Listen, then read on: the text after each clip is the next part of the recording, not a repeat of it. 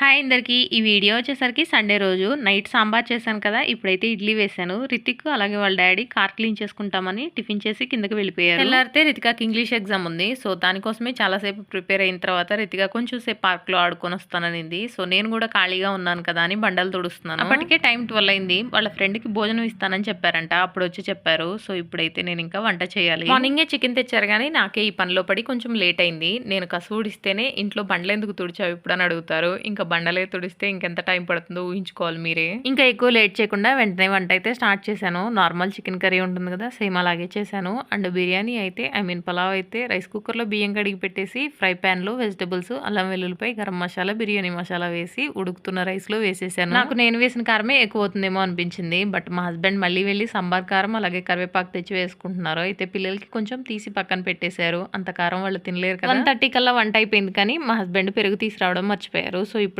వెళ్ళారు. నేను రైతాకి ప్రిపేర్ చేస్తున్నాను. ఈ వీడియోకి ఇంతే. వీడియో నచ్చితే లైక్ చేయండి. బాయ్.